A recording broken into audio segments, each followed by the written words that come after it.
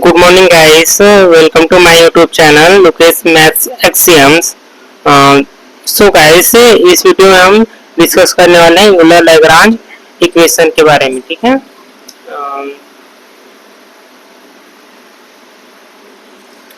in variational calculus the Euler Lagrange equation arises from the principle of stationary action।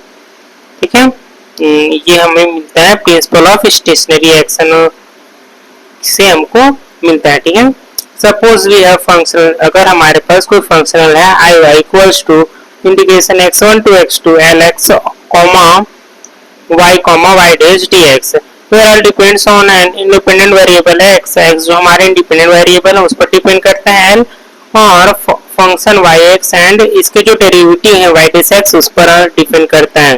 ठीक है, the condition for I to be stationary under a small variation of yx is that the variation delta equal to 0. Let yx to yx plus eta x where eta of x is arbitrary smooth function vanishing at the in points। जो हमारे eta x है वो smooth function है और इन points में boundary पे क्या हो जाते हैं, वैनिश होता है, मतलब eta x1 and eta x2 equals to 0 हो जाते हैं।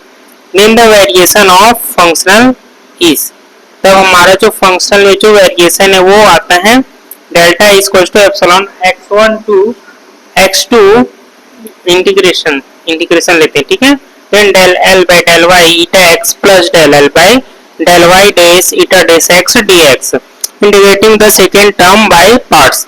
अगर हम सेकेंड टर्म को इंटीग्रेट करते हैं बाय पार्ट्स के अकॉर्डिंग तो हमको ये कंडीशन मिलता है।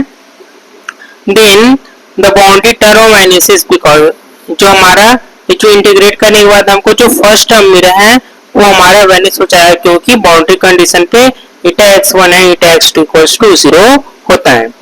दस द वेरिएशन बिकम, तो हमारा जो ऊपर वाला वेरिएशन सबसे ऊपर में जो वेरिएशन है वो हमें मिल जाएगा इस प्रकार से।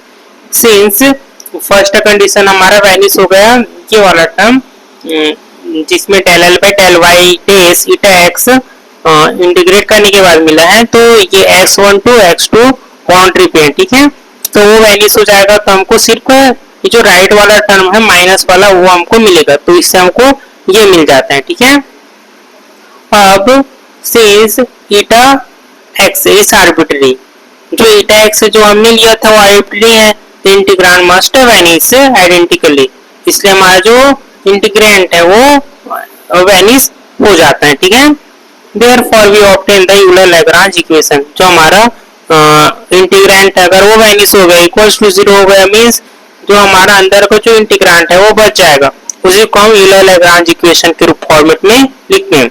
This is the fundamental equation of calculus of variation, जो हमारा del l by del y minus d of dx d by dx of del l by del y dash equals to 0, ये हमारा जो है fundamental equation of the variation है जिसको हम Euler Lagrange equation कहते हैं।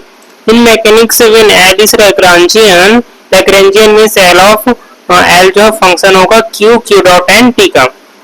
The Euler Lagrange equation gives the equation of motion for the system. ठीक है, तो हमको Euler Lagrange equation of motion देगा किसके लिए, फॉर द सिस्टम, जो हमारे सिस्टम है उसके लिए इक्वेशन ऑफ मोशन का इक्वेशन ड्राइव करेगा। Thank you. अगर वीडियो अच्छी लगी हो तो please like comment and subscribe my channel. Thank you.